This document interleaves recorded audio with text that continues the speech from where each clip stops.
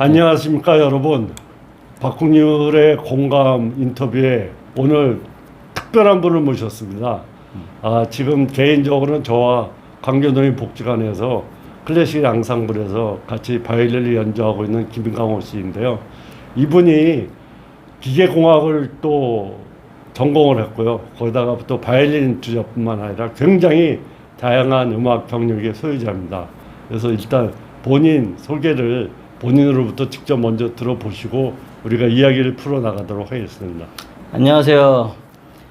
광교복지관의 그 클래식 앙상 악기 그 앙상블에서 바이올린을 맡고 있는 김광호입니다.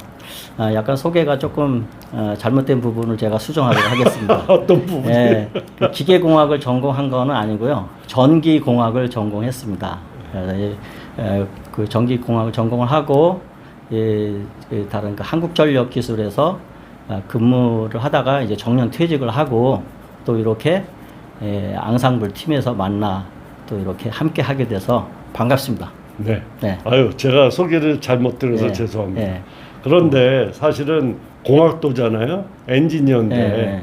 어떻게 그렇게 다양한 음악을 이제 섭렵하신 걸로 알고 있는데 어릴 때 그 친구의 역할이 굉장히 크다는 얘기를 들었어요. 네.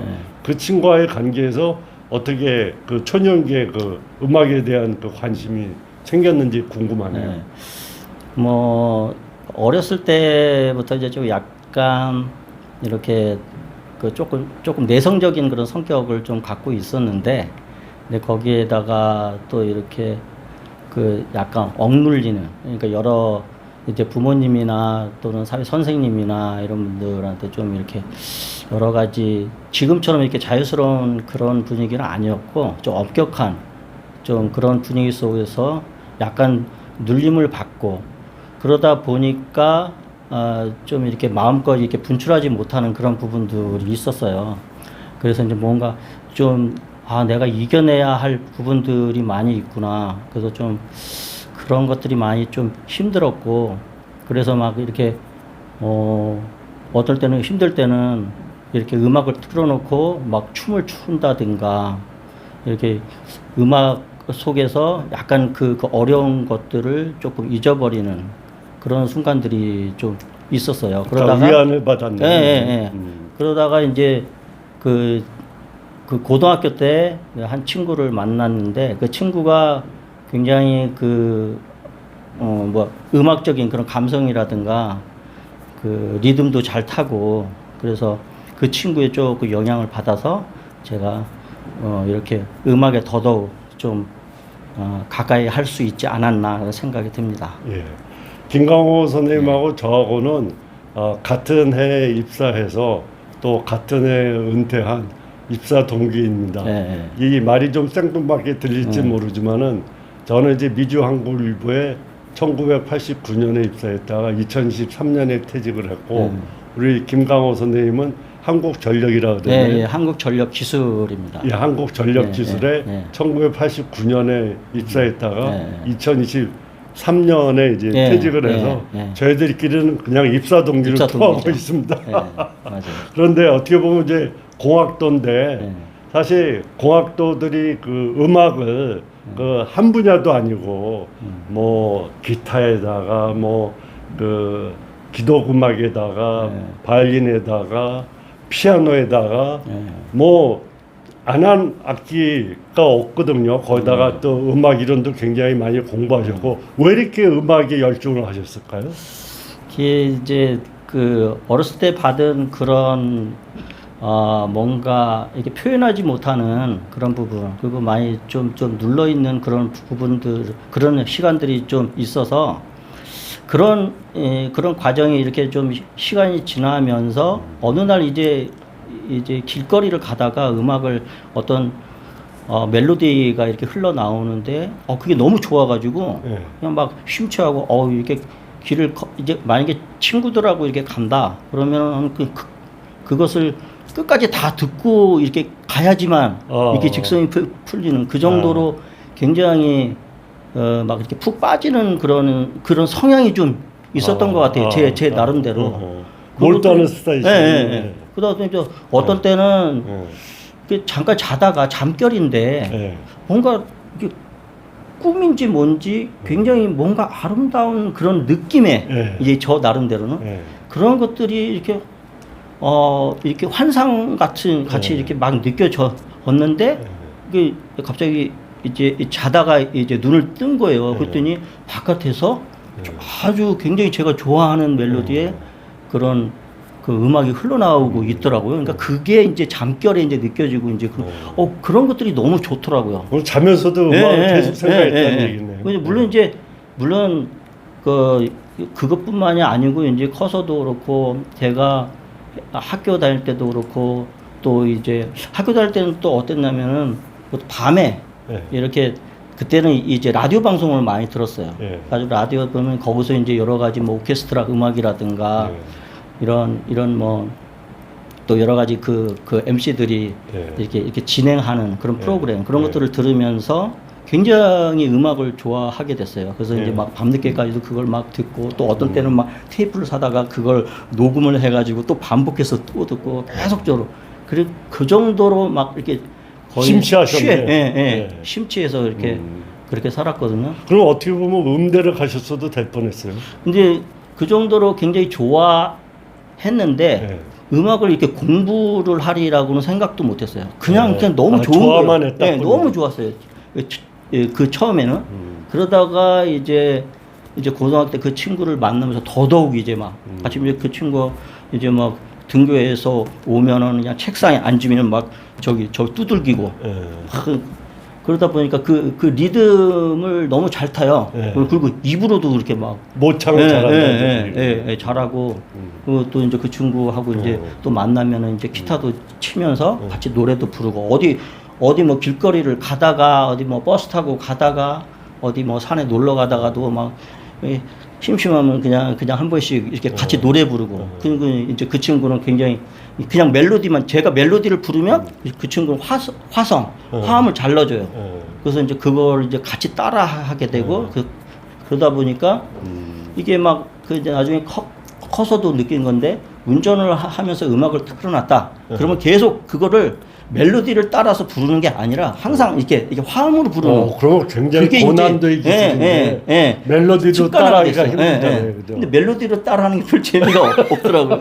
물론 이제 익숙한 곡들은 멜로디가 익숙한 곡들은 그냥 바로바로 화음을 좀 붙이기가 쉬운데 그렇지 않은 곡들은 이제 몇 번 듣고서 또 이제 화음으로 자꾸 부르고. 근데 김강원 선생님 얘기를 지금 들어보니까는 그 삶 자체가 처음부터 끝까지 음악으로 구성돼요. 거의 아마 특히 직장에서의 어떻게 음악을 적용을 했습니까? 직장에서는 이제 회사 생활 이제 우리는 이제 발전소 설계 업무 특히 원자력 발전소 설계 업무를 하다 보니까 그쪽에 이제 전기 분야 설계 종합 설계를 하는 회사거든요. 그러다 보니까 여러 가지 업무적인 스트레스, 그다음에 사람들과의 그 관계 속에서의 스트레스 그런 것들을 오히려 음악을 통해서 많이 잊어버리고 이겨냈던 것 같아요. 그래서 그런 직장 생활하는데 음악이 굉장히 도움이 됐네요. 그렇죠. 많이 도움. 물론 이제 신앙을 통해서도 많이 이겨내려고 애를 썼는데 그것도 그거지만 음악이 큰 역할을 했고 그러다 보니까 자꾸 이제 공부를 하게 되고 그래서 이제 처음에는 이제 회사에 입사해 가지고 뭐 하늘님이라고 하는 그 밴드가 있었어요. 거기에서 이제 어떻게 드럼을 맡게 해가지고 드럼을요? 제가 이제 막 그냥 그 학교 다니면서도 막 이런 거 봉고 그런 거 두들기는 그런 것들을 이렇게 하고 하다 보니까 드럼을 치고 싶어서 드럼을 이제 배우면서 이제 막 그때 이제 회사에서 이제 대동제라는 게 있었거든요. 그럼 1박 2일로 가요. 그럼 거기서 이제 막 이제 드럼을 치고 이런 식으로 밴드 활동을 한 3년 정도 했어요. 그러면서도 더욱 이제 그런 건반이라든가 이제 그런 작곡에 대한 그 관심이 너무 이제 자꾸 생기는 거예요. 제가 뭐 하고 싶어서 그런 게 아니라 하다 보니까 자꾸 관심이 가고. 그다음에 이제 그 작곡가가 굉장히 되게 위대해 보이고 뭐라고 할까 로망이라고나 하나 그래가지고 작곡을 좀 공부를 해야 되겠다. 그래가지고 이제 기도금대 이제 작곡가를 이제 그때가 이제 그 제가 입사한 지 좀 이제 뭐 많이 안 됐을 텐데 그래서 이제 그때 이제 공부를 하고 아 직장을 다니면서 공부했어요? 저녁 때로 그렇게 다니면서 공부를 했고 그러면서 이제 건반 피아노 쪽으로도 또 관심이 있어서 또 하게 되고 그러니까 아니 교회에서도 그 피아니스트로 5년 동안 봉사하셨잖아요. 교회에서 그 봉사하실 정도면 굉장히 잘 친다는 얘기예요. 네, 그냥 뭐 왜냐면 예배 반주니까 성가 반주는 또 이제 성가 저 전공자들 그런 정말 반주를 위한 그 성가대를 위한 반주 그런 반주를 공부한 사람들 그런 사람들이 주로 많이 하고 이제 저는 이제 그냥 CCM 반주 같은 거 주로 많이 하고 찬송가 반주 많이 하고 그런 쪽으로 해서 예배 반주를 좀 했었죠. 네. 그러면은 사실은 본인의 삶을 음악을 빼놓고는 얘기할 수는 없는데 본인이 사실 이제 앞으로 이제 은퇴를 하고 나서 음악을 통해서 지금 또 나머지 저 여생을 이제 또 보내고 있지 않습니까? 앞으로의 계획은 어떠신지? 저는 그 일단 이제 처음에 이제 퇴직한 후에 유튜버로서 유튜브 크리에이터를 한번 해볼까 이런 생각을 했었어요. 그래서 조금 이렇게 진행을 하고는 있는데 그렇게까지 활성화는 지금 못 하고 있고 다만 이제 지금 오케스트라 팝스 오케스트라에서 이제 서울에서 이제 그 건반을 지금 맡고 있거든요. 그래서 그렇게 하다가 이제 여기를 만난 거예요.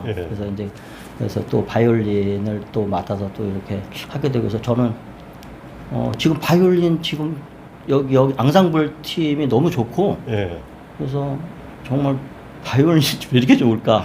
근데 왜 그 선율에 저는 그 오케스트라적인 거 그러니까 좀 이렇게 화성적인 걸 되게 좋아했거든요. 그래서 이제 기타를 뭐 하게 되고 클래식 기타를 하게 되고 그래서 그 기타 자체는 화성과 리듬과 그 멜로디가 같이 표현할 수 있는 그런 악기라고 생각을 해가지고 처음에는 기타를 했어요. 근데 알거든요. 그 바이올린 선율에 대해서는 좀 깊이 있게 생각을 못 해봤어요. 근데 이렇게 보니까 단순한 선율 하나만 갖고서도 이렇게 풍성한 그 아름다움을 느낄 수가 있구나. 기타가 아니고 바이올린이었었구나. 대중음악에서 이제 클래식 음악으로. 저는 이제 그렇게 자꾸 그러니까 그랬던 것 같아요. 예전에는 팝송이라든가 저기 재즈라든가 이런 거를 되게 좋아했거든요. 그래서 그쪽으로 많이 뭐 이렇게 공부하고 했는데 나중에 결과적으로는 그 모든 것들이 클래식에서 나오더라고요. 공부를 하면 할수록. 그러면서 그 클래식 오케스트라를 통해서 굉장히 많이 더 감성이 자꾸 이런 어떤 선율적인 것에 많이 이제 화성보다는 선율적으로. 그렇군요. 사실 저도 개인적으로 바이올린을 지금 해서 아는데 60이 넘은 나이에 바이올린에 도전해서 바이올린을 계속 그렇게 연습하고 또 앙상블에 소속해서 연주한다는 게 쉽지가 않은데 연습은 어느 정도 하십니까?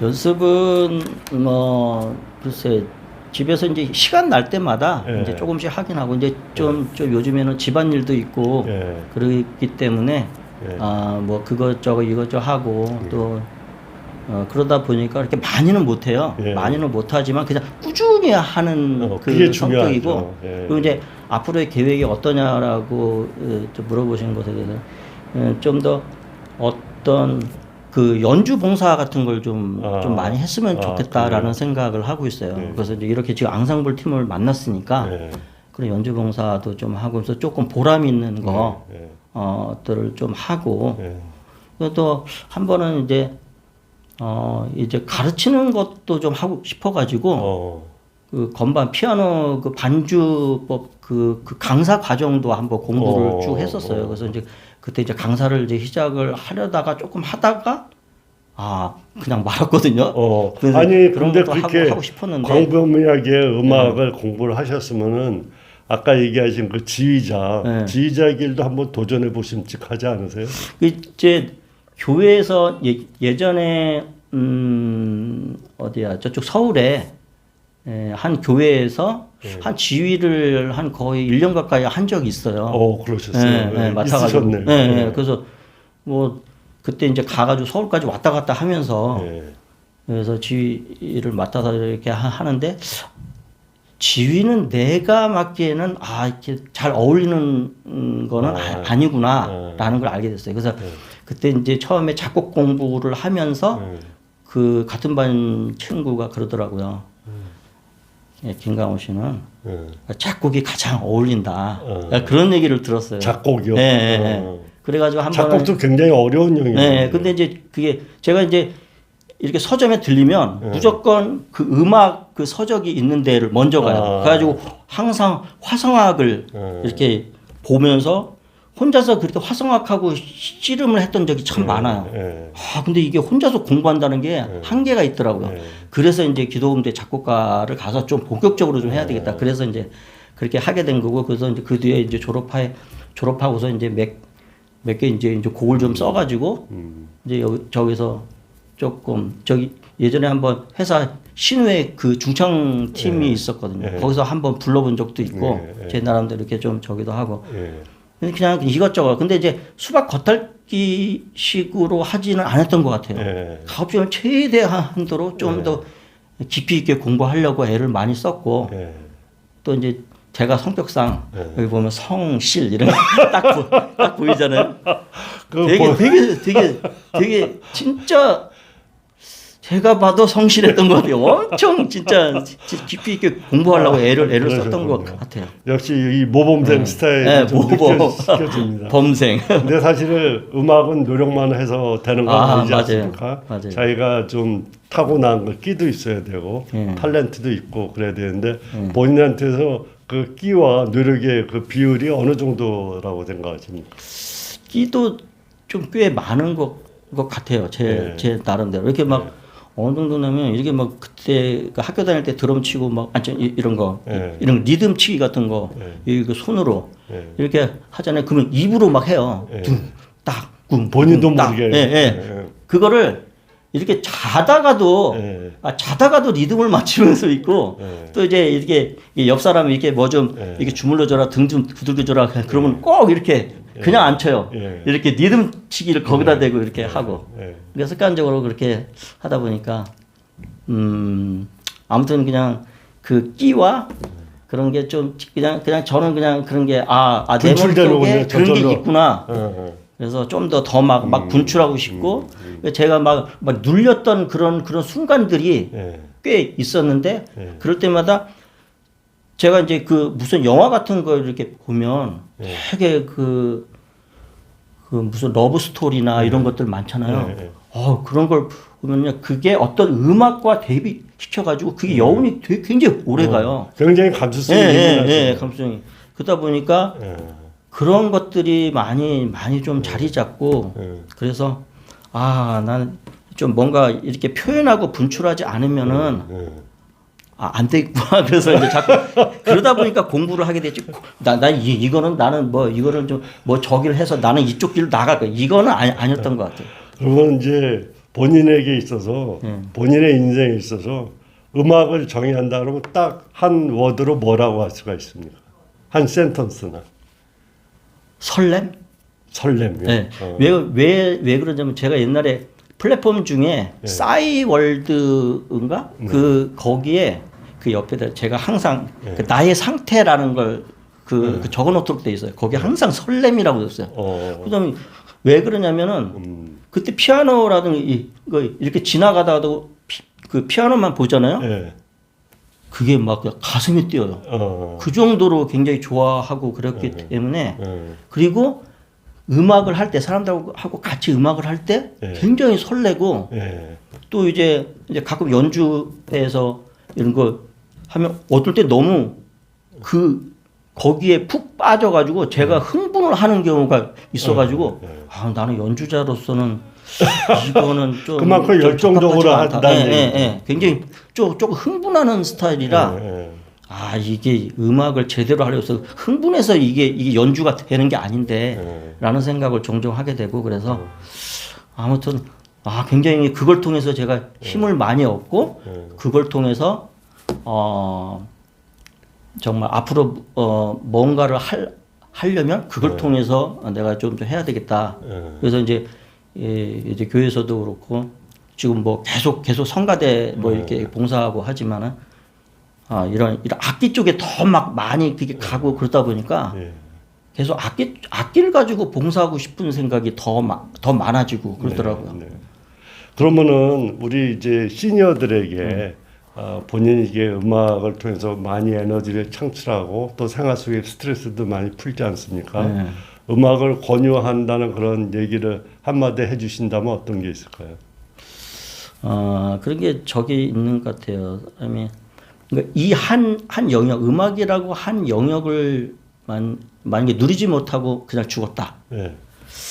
글쎄,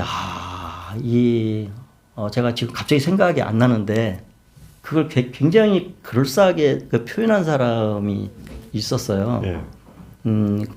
그 한 영역, 그래서 이러한 뭐 요즘에 무슨 뭐 여러 가지 취미 활동이며 이런 것들을 하는 사람들이 많이 있지만은 음악이라는 걸 통해서 좀 더 좀 다가갈 수 있는 자기의 감성을 깨운다고나 할까? 그런 것들이 만약에 그러니까 음악을 그러니까 안 하는 사람들도 사실은 이 내면 속에 한쪽에는 그렇죠. 그런 감성이 있는 것 같아요. 그렇죠. 네. 그래서 그거를 좀 경험해 봄으로써 네. 그런 자기 감성을 좀 깨우는 네. 그런 것들이 좀 있었으면 좋겠다. 네. 그러니까 그래서 이제 그런 식으로 좀 권하고 싶은 생각이 있어요. 네. 네. 잘 알아들었습니다. 오늘은 박홍렬의 공감, 사람 내음 이야기에서 공학도에서 연주자로 변신해 제2의 인생을 멋지게 살고 있는 우리 김강호 선생님을 만나서 그의 음악 인생, 그리고 그의 삶, 그리고 그의 삶은 음악으로 통해서 항상 설렌다는 얘기를 우리가 들었습니다. 앞으로도 박홍렬의 공감은 사람 내음 얘기를 통해서 더 많은 유튜버 시청하시는 분들과 공감을 하고 싶습니다. 혹시라도 저에게 연락하실 분이 있으면 연락처를 남겨드릴 테니까요. 인터뷰하시고 싶은 분이 있으면 연락을 주십시오. 오늘 김강호 씨 감사했습니다. 예. 좋은 말씀. 예, 예. 감사합니다. 예, 감사합니다.